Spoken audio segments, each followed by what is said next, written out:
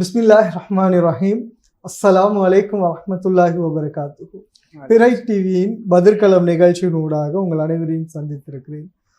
குறிப்பாக நமது நிகழ்ச்சியில் சமூக வலைதளங்களாக இருக்கலாம் அல்லது அன்றாட வாழ்க்கையில் நாம் எதிர்கொள்கின்ற கேள்விகளும் சந்தேகங்களும் பதில்களும், அதே மாதிரி பிரச்சனைகளுக்கு தீர்வாக உலமாக்கல் மூலமாகவும் தொடர்ச்சியாக நமது நிகழ்ச்சியில் பல விடயங்களை பேசிகிட்டு இருக்கிறோம். அதே மாதிரி இப்போ சமீபத்தில் நடைபெற்ற ஒரு நிகழ்வு ஒன்றை ஒட்டிய அந்த நிகழ்வில் நடந்த சுவாரஸ்யமான விடயங்களும் ஒன்று இருக்குது. அதே மாதிரி அதற்கு ஏற்பட்டிருக்கிற விமர்சனங்களை கூட இன்றைய நிகழ்ச்சியில் பார்க்க இருக்கிறோம். அதுக்காக இந்த நிகழ்ச்சிக்கு வருகை தந்திருப்பவர் நாஸ் டிராவல்ஸின் நிறுவனத்தின் இயக்குனர் ஃபஸ்லான் நஜீம் அவர்கள் வந்திருக்காங்க. அஸ்ஸலாமு அலைக்கும் வரஹ்மத்துல்லாஹி வபரகாத்துஹு. வலைக்கும் ஸலாம் வரஹ்மத்துல்லாஹி வபரகாத்துஹு. நீங்கள் சமீபத்தில் ஒரு பரிசளிப்பு நிகழ்ச்சி ஒன்று ஏற்பாடு செஞ்சுருந்தீங்க.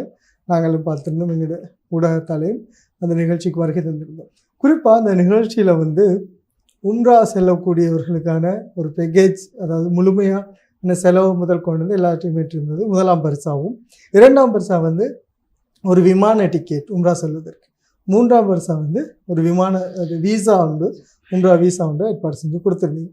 அதே மாதிரி 100 பேருக்கு நீங்கள் பணப்பரிசில், அதாவது வவுச்சர் கொடுத்துருந்தீங்க. அதே 50 பேருக்கு 100 பேருக்காகத்தான் நீங்கள் விளம்பரப்படுத்தி இருந்தீங்க இல்லையா? 100 பேருக்கு நாங்கள் கொடுக்க போகிறோம் அப்படின்னு. இப்போ இந்த விடயமெல்லாம் அங்கே நடந்தது. ஆனால் நீங்கள் 50 பேருக்கு தான் அதில் பரிசில்கள் கொடுத்துருந்தீங்க, அதாவது கிஃப்ட் வவுச்சர் கொடுத்துருந்தீங்க. இப்போ இந்த விடயம் விமர்சனத்துக்குள்ளாகி இருக்கு.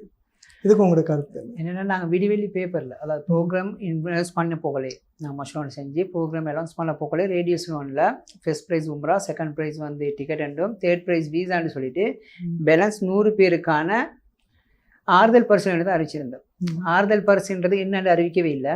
அதுக்கப்புறம் 18ஆம் தேதி நாங்கள் தெரிவு செய்யப்பட்ட ஒரு 250 பேர், 300 பேர் தெரிவு செஞ்சு வச்சதில் 250 பேர் தான் பேப்பரில் போட்டிருந்தோம்.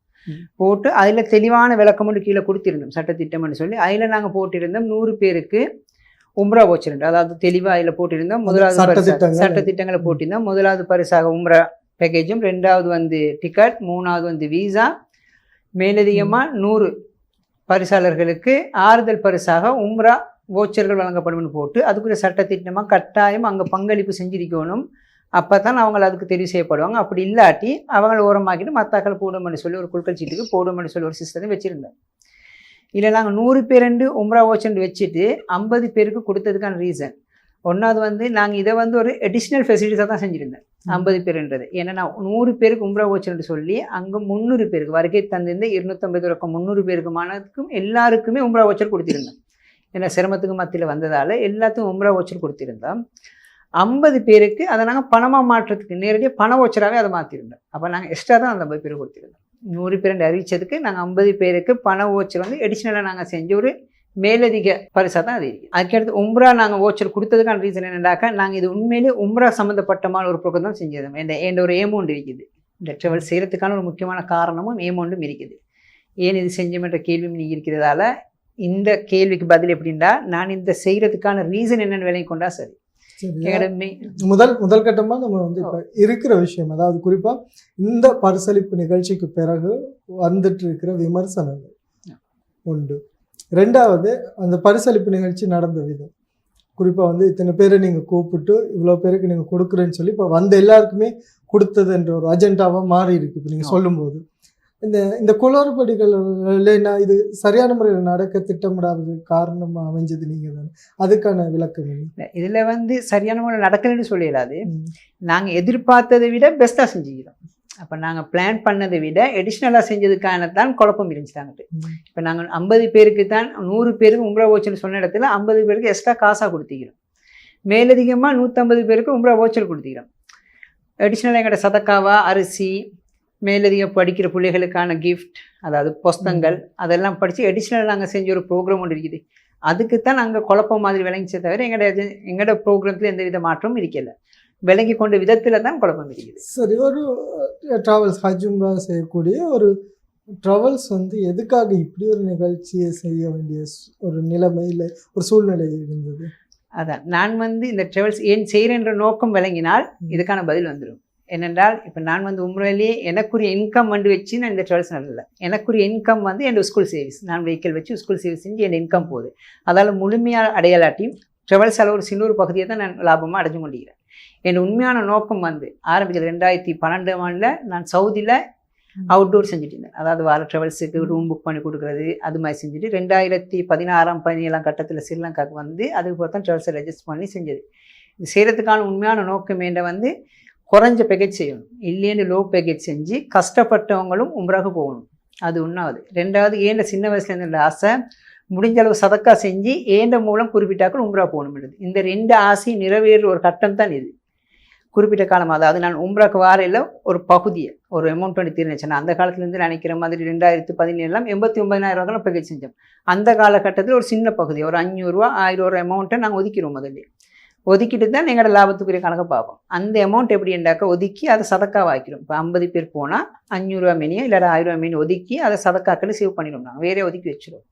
அதை குறிப்பிட்ட காலம் ஒரு 5 மாதம் 6 மாதம் சேவ் பண்ணி அதை முடிஞ்ச அளவுக்கு உதவியாக செய்வோம். அப்போ கஷ்டப்பட்ட ஒருத்தர் போர்த்திக்கு இருந்தாராண்டாக்கா அவருக்கு நாங்கள் அந்த ஹெல்ப்பை கொடுப்போம். கொடுத்து நாங்கள் பே பண்ணி அவரை செய்யக்கூடிய அமைப்போடு செஞ்சு கொண்டிருந்தோம்.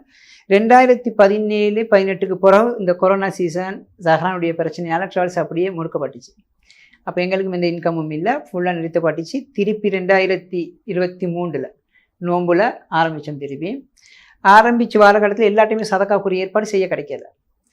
அப்போ ஏண்ட கொள்கை ஒன்று இருக்குது, இந்த கஷ்டப்பட்டவங்களுக்கு செய்யணுமென்றது விளங்கி கொள்ளணும். எல்லோரும் நாங்கள் செய்கிற நோக்கம் விளங்கி கொள்ளணும். அப்போ தான் எங்களுக்கு கூடுதலான புக்கிங்ஸ் வரும். புக்கிங்ஸ்கள் மூலம் சதக்கா கூடுதல் அடையும் என்ற சொல்லி நோக்கத்துக்கு தான் ஒரு இஸ்திகாரா செஞ்சு எடுக்கப்பட்ட முடிவு தான் இந்த போட்டி. அப்போ நோம்பும் அமைச்சு அப்போ நாங்கள் இப்படி ஒரு மஷ்ரூவாண்டி செஞ்சு என் ஆசையை வினிச்சு ஒரு ஆள் அனுப்பணுமெண்டு. அப்போ எப்படி இவரை தெரிவு செய்கிற முடிவு எனக்கு இல்லை. அப்போ எப்படியுமே இப்படி ஒரு போட்டி போச்சா இல்லாதவங்க எப்படியுமே முயற்சி செய்வாங்க. முயற்சியில் எப்படியுமே இல்லாத ஒரு ஆள் தெரிவு செய்யப்படும்ன்ற ஆசையில் தான் அது செஞ்சது. அதே மாதிரி செய்ய போக்கில் எனக்கு அந்த உரிய தொகை எப்படி ஒதுக்கப்பட்டேன்னு சொல்லி கேள்வி. அதுக்கு வந்து என்னென்னாக்கா நான் நோம்பில் உம்ராக்கு போனவங்க 2019 போனவங்களுக்கெல்லாம் கண்டக்ட் பண்ணி சதக்கா கூறிய ஒரு விஷயத்தை செஞ்சோம். அறிவிச்சேன், இப்படி ஒரு ஃபவுண்டேஷன் இருக்கேன், உங்களுக்கு முடிஞ்ச அளவுக்கு உதவி செய்யுங்க, நாங்கள் அதால் இப்படி செய்ய போகிறோம்னு சொல்ல அவங்களால வந்த தொகையும் 2023 செய்யப்பட்ட குரூப்பில் என்ற லாபத்தின் ஒரு பகுதியையும் சேர்த்து தான் இந்த மட்டும் செஞ்சது. அதுக்கான ஒரு மஷூரா இஸ்திகாரா மூலம், அதாவது தனிப்பட்ட ஒரு 2 கத்தொழுந்து செய்யப்பட்ட இஸ்திகாராக்குரிய முடிவு தான் இது. இது ஓகே. ஆனால் இப்போ நிறைய விமர்சனமாக வர விஷயமும் என்னென்னா, இவ்வளோ பேரை கூட்டிகிட்டு வந்து நீங்கள் சொன்னீங்க அவ்வளோ பேருக்கு நாங்கள் முடிஞ்ச அளவுக்கு கொடுத்துருக்குறோம் அப்படின்னு. ஆனால் தெரிவு செய்யப்பட்டவர்களை மட்டும் கூப்பிட்டோம் இல்லைன்னு சொன்னால் அதில் வந்து பங்கேற்றவர்களை மட்டும் தெரிவு செஞ்சு அவர்களுக்கு மட்டும் கொடுத்துருக்கலாம். இதை ஒரு நிகழ்ச்சியாக இவ்வளோ பிரம்மாண்டமாக செய்கிறது ஒன்று வந்து அவங்களோட பப்ளிசிட்டியும் என்று ஒன்று இருக்குது. பப்ளிசிட்டி ஒன்றும் இருக்கிறது சார் தான். அது உண்மையை சொல்லணும் என்றால் சதக்காவை நாங்கள் மறைமுகமாக செஞ்சிருக்கலாம் பண்ணலாம். இது தனிப்பட்ட சதக்கா இல்லை, இது தனி ஒரு ஆளுடைய சதக்காவும் இல்லை. ஒட்டுமொத்த இலங்கையிலிருந்தும் பல மாவட்டங்களிலிருந்தும் ஜஃப்னாவா கிண்டி வட மாகாணம் தென் மாகாணம் எல்லா பக்கத்தாலும் வரப்பட்ட ஒரு சதக்கா. அப்போ நான் அந்த சதக்காவை சரியான முறையில் செஞ்சனா என்றதையும் விளங்கி கொள்ளணும் மக்கள். நான் இதை ஒரு விதத்தில் மார்க்கெட்டிங்கும் பண்ணத்தான் வேணும். பண்ணினாத்தான் எனக்கு மேலும் புக்கிங்கள் வரும். அது மூலம் சதக்காவை சேர்க்கணும். ஏன்னா நான் சதக்கா சேர்க்கறது வந்து ஒரு ப்ரோக்ராத்தில் ஒவ்வொருத்தரையாக போயிட்டு ஒன்று சேர்க்கறது இல்லை. என் தொழிலிருந்து அதுலேருந்து ஒரு சதக்காவை தான் ஒதுக்குறேன். லாபத்தை ஒரு தொகையாக தான் சேர்த்து. அப்போ எனக்கு அந்த சதக்காவை சேர்க்கறதும் மார்க்கெட்டிங் மூலம் தான் சேர்க்குறோம். ஒன்றாவது. அடுத்தது வந்து இதை தெரிவை வந்து எல்லாத்தையும் வந்து 50 பேரை மட்டும் தெரிவு செய்யணுன்றதுக்கு வந்து நாங்கள் உம்ரா வச்சர் மட்டும் தான் கொடுக்குறோம். அதுக்கடுத்தது வந்து இதை ஒரு 4 செவத்துழுக்க செஞ்சால் உண்மையிலே அது தெரிவு சரியாப்பட்டதா பிள்ளையானது என்று கேள்வி வரும். இந்த உலகத்தில் மொத்தத்தில் எல்லாருமே திருப்திப்படுத்த முடியாது. சரியாக செஞ்சோம்ன்றதையும் நான் பார்க்கணும். நான் செஞ்சது சரியன்றதை நான் மட்டும் தான் சொல்லலாம். எல்லாரையும் கூப்பிட்டு நான் இப்போ தெரிவு செஞ்சது 300 பேருமே தகுதியானது தான். அந்த 300 ஒரு ஆள் தான் அந்த பரிசு எடுத்தது.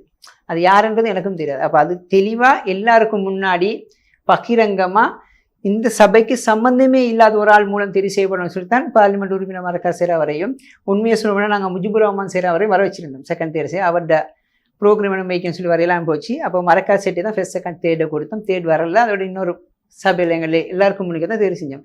அதாவது தான் அதில் கண்ணாடி பாக்ஸ் ஒன்று வச்சு பப்ளிக்காக போட்டு அந்த பாக்ஸை நாங்கள் ப்ரோக்ராம் முடிய வர இவ்வளோ கொண்டு போவே இல்லை. என்ன ரீசன் என்றால் எந்த நேரம் 1 மணி நேரம் வந்திருக்கிற ஆடியன்ஸ் யார் சரி வந்து இதில் நீங்கள் போட்டது எல்லாமே உண்டாயிருக்கலாமே, உங்களுக்கு தெரிஞ்சவங்களை மட்டும் போட்டிருக்கலாம் என்ற கேள்வி வந்துடக்கூடாதுன்றதால தான் அந்த பாக்ஸை அப்படியே வச்சுருந்தோம். அதுவும் விரிக்கும் பொழுதும் மரக்காசியை தெரிவு செஞ்சு தர போல் நாங்கள் தனியாக விரிக்கவும் இல்லை. பக்கத்தில் இருக்கிறவங்க மீடியா சம்மந்தப்பட்ட ஒரு ஆளையும் நாங்கள் கட்டாயம் வச்சே இருந்தோம். SLBC சந்தர்ப்பம் ஒரு ஆள் வச்சு இருந்தோம். அப்போ எல்லாமே பப்ளிக்காகவே நடக்கணும். எந்த வித மறைமுகம் இல்லை. மற்றும் எனக்கு தெரிஞ்சவங்களுக்கு இது போயிட்டையும் கூடாது, தெரிஞ்சவங்களுக்கு போனால் மற்றவங்களுக்கு தவறான கருத்து போயிட்டையும் கூடாது. அப்போ அது தெளிவாக பகிரங்கமாக இருக்கணுமென்றதால தான் எல்லாரும் எடுப்பிச்சு செஞ்சது. இப்போ எடுப்பிக்கிற காலகட்டத்தில் எங்களோட மௌலிமாக்கள் மஷூரா தரக்கூடிய 1-2 பேர் வந்த கருத்து தான் எல்லாருமே உம்ராக்கு தான் கஷ்டப்பட்டு முயற்சி செய்கிறாங்க. ஏன்னா நாங்கள் ஆறுதல் பரிசு என்னன்றது ஆரம்பத்தில் ஆரம்பிக்கலை. அதாவது கேள்வி பதில் போகிற காலத்தில் நாங்கள் ஆறுதல் பரிசு என்னன்றது எதுவுமே அறிவிக்கலை. ஆறுதல் பரிசுன்றதுக்கு 500 ரூபாவும் கொடுக்கலாம். அப்போ யாருமே அந்த 500 ரூபாய்க்காக எதிர்பார்த்து இந்த எஸ்எம்எஸ் பண்ணலை. முதலாம் கட்டம் உம்ரா, 2வது கட்டம் டிக்கெட், வீசா, இந்த 3க்கு தான் ட்ரை பண்ணிக்கிறாங்கன்றது தான் முழுமையான கருத்து. அப்போ எங்களோட தனிப்பட்ட ஐடியாவில், எங்களோட இஸ்திகாராவில் எங்களுக்கு பட்ட அறிவுக்கு நாங்கள் யோசிச்சது அப்போ எல்லாரும் உம்ராக்கு தான் ட்ரை பண்ணுறாங்க. ஏதோ ஒரு காலகட்டத்தில் எப்படியுமே அவங்க ஒரு உம்ராக்கு ஆசைகளை முயற்சியில் இருந்து கொண்டு தான் இருப்பாங்க. அப்போ அந்த ஓச்சர் அவங்களுக்கு 10,000 உதவியாக இருக்கும். அந்த அடிப்படையில் தான் உம்ரா ஓச்சர் எல்லாருக்குமே கொடுத்தோம். அது எங்களுக்கு அந்த 300 பேரும் அந்த உம்ரா ஓச்சர் எங்களுக்கு உம்ரா வந்தாலும் இன்ஷால்ல நாங்கள் கட்டாயம் டிஸ்கவுண்ட் பண்ணி அதை சதக்கா குருவியில் செய்வோம். ஆமாம், நீங்கள் இந்த விஷயத்தில் வந்து இன்னொரு விஷயமும் நம்ம கனெக்ட் பண்ணி பார்க்க வேண்டிய ஒரு சூழல் இருக்குது. இப்போ நீங்கள் 300 பேருக்கு நீங்கள் ஆறுதல் பரிசு கொடுத்துருக்கீங்க, கிஃப்ட் வவுச்சர். இதை நான் வந்து அதில் இருக்கிற அந்த காசை வந்து பெற்றுக்கொள்ளணும் அப்படின்னா, இல்லைன்னா அதை நான் இன்னொருத்தருக்கு விற்றுட்டு, இல்லைன்னா அது ஒரு குறைஞ்ச அதில் ஒரு 10,000 ரூபா இருக்குது அப்படின்னு நினச்சா அதை நான் ஒரு 8,000 ரூபாய்க்கோ இல்லை 7,000 ரூபாய்க்கோ யாருக்கோ ஒருத்தருக்கு கொடுத்துட்டு அவர்கிட்ட இருந்து நான் காசு பெற்றுக்கொண்டா அது வந்து ஹராமா ஆகிடும் இல்லையா? இது உண்மையிலேயே ஒரு நல்ல ஒரு கேள்வி தான். இது மார்க்க சம்மந்தப்பட்ட விஷயம். அது எங்களோட மௌலிய மார்க்கும் அது சம்மந்தம் பேச வேண்டி தான் நினைக்கிறாங்க. பட் நான் வந்து அதை அறிவிச்சு தான் இருந்தேன். இப்போ உங்களுக்கு போக கிடைக்கலாட்டி போகிற ஒத்துட்டு அதை நீங்கள் என்ன செய்யும், விற்று போட்டுட்டு அது மூலம் காசாகிக்கணும் என்றால் இல்லாதவங்களுக்கு ஒரு அது உதவியாக இருக்குமென்றால் அந்த கூடிய ஆப்ஷனையும் நான் கொடுத்திருந்தேன், 3வது ஆப்ஷனாக. அப்போ அது வந்து சரியா பிள்ளைன்ற கருத்து வந்து நான் அங்கிட்ட எடுத்த முடிவில் கொடுத்தது தான். ஆனால் மார்க் ரீதியாக அது சரியா பிள்ளைன்றது மார்க்கு தான் அது வெளிச்சம். என்னை பொறுத்தவரை அது ஒரு காசு வழியாவோ பணமாகவும் நான் கொடுக்கல. அது நான் ஒரு கிஃப்ட் ஓச்சராக தான் கொடுத்துக்கிறேன். அப்போ ஓச்சர் கிஃப்ட்ன்றது வந்து அது எனக்கு சொந்தமான ஒன்றை நான் தான் விலை தீர்மானிக்க போகிறேன். 10,000 ஓச்சரை எனக்கு இல்லாமல் போகிறத விட இன்னொரு ஆளுக்கு அது உதவி ஆகிக்கணும், எனக்கும் பணமாகட்டும் என்ற நோக்கத்தில் விற்கிறாங்கன்ற அடிப்படையில் நான் கொடுக்குறேன். நான் அது கிஃப்ட் வச்சா தான் கொடுக்குறேன். இது காசு வழியாக பணப்பெருமதியாக கொடுத்திருந்தால் அது என்ன பொறுத்தவரை அது ஹராமாத்தாகும். ஆனால் நான் ஓச்சரை வந்து கிஃப்ட் ஓச்சராக கொடுத்துக்கிறதால அதை விற்று எடுக்கக்கூடிய அனுமதியும் நான் கொடுத்து தான் இருக்கிறேன். அதுக்குரிய விளக்கம் மக்களுக்கு தான் வெளிச்சம்.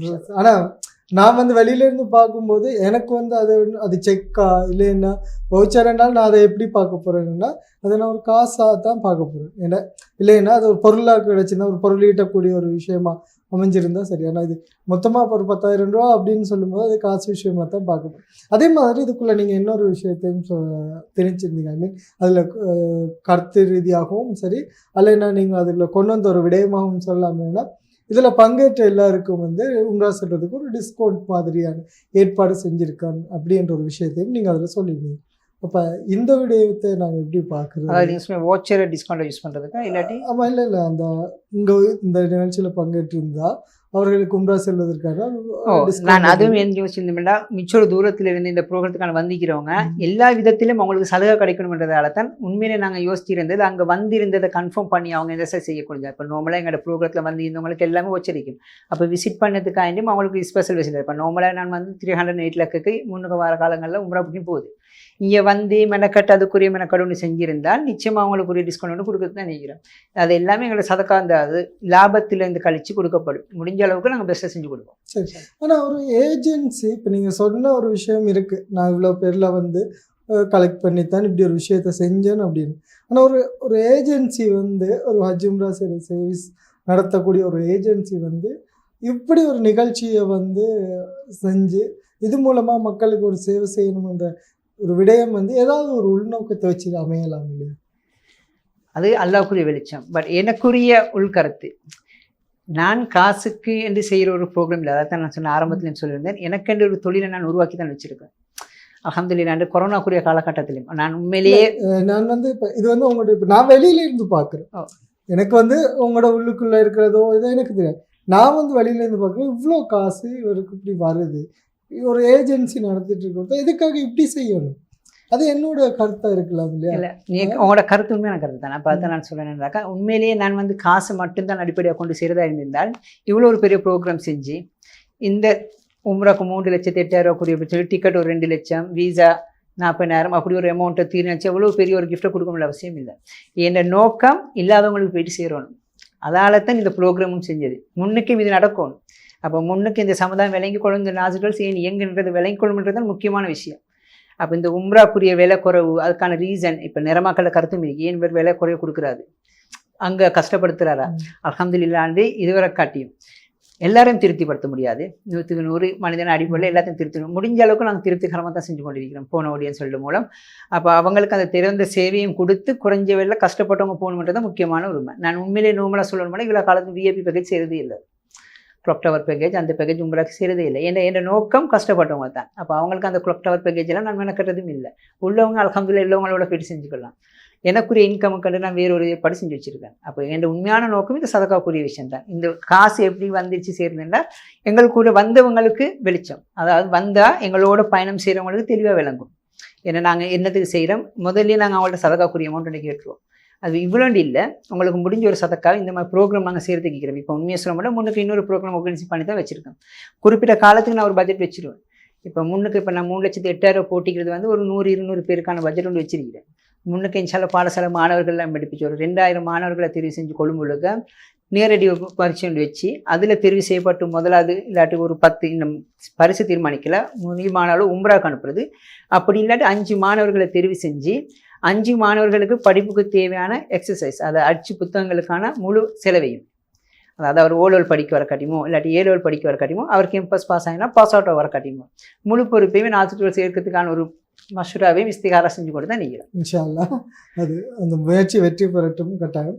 அடுத்த விஷயம் என்னென்னா, இது வந்து நீங்கள் இவ்வளோ பண்ணும்போது உங்களோட காம்படிட்டர் இருப்பாங்க இருக்கு இந்த இண்டஸ்ட்ரியில் உங்களோட ஃபீல்டுக்குள்ளே, அதுவும் ட்ராவல்ஸ் நடத்துகிற நிறைய பேர் இருப்பாங்க. இப்போ அவர்கள் எல்லாருமே வந்து ஒரு பக்கத்தில் நிற்கும் போது நீங்கள் மட்டும் தன்னிச்சு விவரான விடயங்களை செய்கிறது வந்து உங்களோட தொழில் ரீதியாக இது ஒரு பெரிய ஒரு பாதிப்பு ஏற்படுத்தும் இல்லையா? மிச்சம் பாதிப்பு இருக்குது. பெருமளவு பாதிப்பு நான் அனுபவிச்சு கொண்டு தான் நினைக்கிறேன்.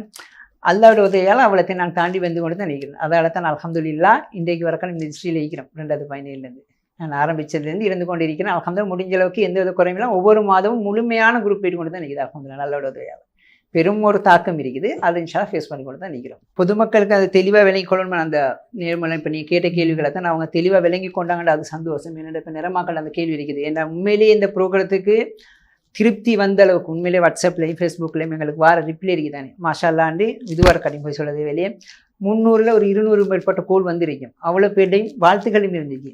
அதே மாதிரி 10 பேர் எங்களுக்கு ஏசினதும் இருக்குது, 5 பேர் பதுவா பேனதும் இருக்குது. அது வந்து அதுதானே சொல்ல வந்தேன் என்றால் முழுமையான திருப்தி யாராலையும் கொடுக்க முடியாது. ஏன் எதுக்கு செஞ்சோம்ன்ற உள்கருத்து அல்லாஹ் அறிவான். நாங்கள் சினாக்களை பொறுத்த வரல இது வந்து ஒரு வியாபார நோக்கத்தோடு செஞ்சுன்னு இருக்குது. வியாபார நோக்கத்தில் செய்யணும்னு எனக்கு இது இல்லை சிஸ்டம். இவ்வளோ ப்ரோக்ரத்தையும் நான் மீடியாவுக்கு செலவழித்தாலோ இல்லாட்டி பேசஞ்சருக்கு செலவழித்தாலோ எனக்கு அதை மக்களையும் பண்ணிக்கலாம். இதை செஞ்சதுக்கான நோக்கம் சதக்காவுரிய விஷயம். அது நேரடியாக மறைமுகம் இல்லாமல் உண்மையாக இருக்கணும், 100க்கு 100% உண்மையாக இருக்கணும் என்ற அடிப்படையில். இல்லாட்டி நாங்கள் ஒரு 50 பேரை தெரிவு செஞ்சு எங்களுக்குரிய ஒரு ஆளுக்கே கொடுத்துடலாம். இல்லாட்டி உம்ராக்கு போயிருக்கிறவங்களுடைய பேசி அவங்களுக்கு டிஸ்கவுண்ட்டை கொடுத்துருக்கலாம். அதெல்லாம் இல்லாமல் கஷ்டப்பட்டவங்களும் நேரடியாக மறைமுகம் இல்லாமல் தெளிவாக போகணுன்றது தான் முதல் நோக்கம். இங்கே பெரும் கடனில் பெற்று வந்தவங்க இருக்கிறாங்க, கஷ்டப்பட்டு செலவழித்து வந்தவங்க இருக்கிறாங்க. இப்போ சினாக்கள் 20,000 30,000 செலவழித்து வந்தவங்களும் இருக்கிறாங்க, ஒரு ரூபா இல்லாமல் திரும்பி போனவங்களும் இருக்கிறாங்க. அப்போ அப்படி போனவங்களுக்கு பெரும் கஷ்டம் கொண்டு இருக்கிறாங்க. அது எங்களோட நோக்கம் என்னன்றது வந்து விலகி கொள்ளணும். என்னென்னா எங்களோட நோக்கம் வந்து அவங்கள கஷ்டப்படுத்துறது இல்லை. இதில் வந்து எந்த குறையும் இருக்கக்கூடாது. நாங்கள் ஏன் செய்கிறோம் அது மறைமுகம் இல்லாமல் தெளிவாக உண்மையான ஒரு தேர்வு நடக்குதுன்றதை தெளிவுபடுத்துறது தான் எங்களோட நோக்கம். அதால தான் அவங்களோட கஷ்டத்தை நோக்கி தான் நாங்கள் அந்த 50 பேருக்கு காசாகவும் கொடுத்தோம். இப்போ உண்மையிலேயே முதல் பரிசு வந்தவரும் எவ்வளோ செலவழிச்சு வந்தாருன்னு தெரியாது. அப்போ அவருக்கு முழு திருப்தியோடு இருப்பார். 10,000 செலவழிச்சு வந்து 1 ரூபா மில்ல போனவும் இருப்பாங்க. ஏன்னா நாங்கள் தெளிவாக உம்ரா ஓச்சர்ன்றதை பகிரங்கமாக அறிவிச்சிருந்தோம். யாருக்குமே உண்மையாக சொல்லணும்னா வந்த 300 பேருக்குமே நாங்கள் அறிவிச்சிருந்தது வந்து உம்ரா ஓச்சர்ன்றது தான். பத்திரிகையிலையும் மீடியாலையும் அறிவிச்சது உம்ரா ஓச்சர்ன்றது தான். 50 பேருக்கான காசு ஓச்சர் நாங்கள் அடிஷனலாக செஞ்சது வந்து அன்று 2 நாட்களுக்கு முன்னுக்கு எடுக்கப்பட்டு 100 இருந்ததை நாங்கள் 50 உம்ரா ஓச்சர் இல்லாமல் 100 உம்ரா ஓச்சர் இருந்ததை எங்களோட மௌலிய மக்கள் கஷ்டப்பட்டவங்க தூரத்துலேருந்து வரதால எப்போ சரி அவங்களுக்கு உதவும் வந்ததுக்கு பலன் எப்போ சரி அல்லாஹ் அவங்களுக்கு ஒரு உம்ராவை ஹலாலாக்கி இருந்தால் அந்த காலகட்டம் இருந்தால் அவங்களுக்கு அந்த 10,000 உதவியாக இருக்கும் என்ற அடிப்படையில் தான் எல்லாருக்கும் உம்ரா ஓச்சரம் கொடுத்து முதல் 50 பேருக்கும் இவங்களுக்கும் வித்தியாசம் ஒன்று இருக்கணுமே. எவ்வளோ தான் இருந்தாலும் ஒரு தேர்வில் முதல் 2ஆம் தேர்வில் முக்கியமாக இருக்கிற 50 பேருமே, அதாவது 50 பேர்ன்றது வந்து அனைத்து கேள்விகளுக்கும் என்ன பொறுத்தவரை சரியான தெரிவு செய்யப்பட்டவங்களுக்கு தான் அனுப்புவாங்க. 50 பேருமே சரியான பதில்களை உரிய நேரத்தில் அனுப்பிடுவாங்க. அந்த 50 பேருக்கு தான் குழுக்கள் நடந்துக்கு. அப்போ அந்த 50 பேருக்கும் மற்றவங்களுக்கும் ஒரு வித்தியாசம் இருக்கணும்னு சொல்லி அந்த 50 நாங்கள் கேஸ் வச்சராக மாற்றிருந்தோம். அதுதான் முக்கியமான கருத்தை மக்கள் விலையும் கொள்வாங்க. நிச்சயமா நீங்கள் குறிப்பிட்ட ஒரு விடயம் வந்து உள்ளத்தை அறிகிறவன் இறைவன். எங்களுக்கு கேள்வியாக வந்து கேட்கலாம், சந்தேகத்துக்கு நீங்கள் பதில் சொல்லலாம். ஆனால் உள்நோக்கம் என்ன, இதனுடைய தாற்பயங்கள் என்ன, இதை நீங்கள் எந்த அளவுக்கு கொண்டு போய் சேர்க்க போகிறீங்க அப்படின்றத நிச்சயமாக இறைவன் அறிவான். இந்த நிகழ்ச்சியில் வந்து பங்கேற்று உங்களுடைய கருத்துக்களை சொன்னதுக்கு ஜஸாக்குமுல்லாஹ் ஹைர். அஸ்ஸலாமு அலைக்கும் வரஹ்மத்துல்லாஹி வபரகாத்துஹு. இன்றைய பதிர்களம் நிகழ்ச்சியில் நம்மோடு நாசர் டிராவல்ஸினுடைய இயக்குனர் ஃபஸ்லான் நஜீம் அவர்கள் இணைந்திருந்தார். அவருடைய அந்த நிகழ்ச்சி தொடர்பான, அதாவது பரிசளிப்பு நிகழ்ச்சி, அதாவது நாசர் டிராவல்ஸ் ஏற்பாடு செய்த ப்ரைஸ் கிவிங் அப்படின்ற தலைப்பில் வந்து ரமலான் மாதத்துக்கான கேள்விகள் கேட்கப்பட்டு அதனூடாக தெரிவு செய்யப்பட்ட பலருக்கு வந்து பரிசுகள் வழங்கப்பட்டது. அது தொடர்பான பல கேள்விகளும் விமர்சனங்களும் தொடர்ச்சியாக எழும்பிக் கொண்டே இருந்தது. நிச்சயமாக அதுக்கான ஒரு தெளிவு கிடைக்க வேண்டும். அதே நேரத்தில் அவருடைய பக்கத்திலிருந்து என்ன விதமான கருத்துக்கள் இருக்குது, அதற்கான தெளிவு என்ன அப்படின்றத நிச்சயமாக சமூகத்துக்கு கொடுக்க வேண்டும் அப்படின்ற ஒரு அடிப்படையில் இந்த பதிர்களம் நிகழ்ச்சிக்கு ஃபஸ்லான் நஜீம் அவர்கள் பங்கேற்று அவருடைய கருத்தை சொல்லியிருந்தார். இதே மாதிரி பதிர்களம் நிகழ்ச்சியில் இன்னும் சமூக பிரச்சனைகள், கருத்துக்கள், அதே மாதிரி இஸ்லாமிய கேள்வி பதில்கள் போன்ற பல விடயங்களை நாங்கள் இணைத்திருக்கிறோம். நீங்களும் அழைப்பினை ஏற்படுத்தி அதனூடாக உங்களுடைய சந்தேகங்களை, தெளிவுகளை கூட பெற்றுக்கொள்ளலாம் இன்ஷா அல்லாஹ் இன்னொரு நிகழ்ச்சியில். அதுவரை உங்களுக்கு விடைபெறும் நான் ரிஸ்வான். அதே மாதிரி இன்றைய நிகழ்ச்சிக்கு வருகை தந்த முகமது ஃபஸ்லான் நஜீம் அவர்களுக்கும் நன்றிகளை கூறி ஜஸாக்குமுல்லாஹ். அதே மாதிரி ஒளிப்பதிவில் ஈடுபட்ட சர்ஃபான் அவர்களுக்கும் நன்றிகளை கூறிக்கொள்கிறார். அஸ்ஸலாமு அலைக்கும் வரஹ்மத்துல்லாஹி வபரகாத்துஹு.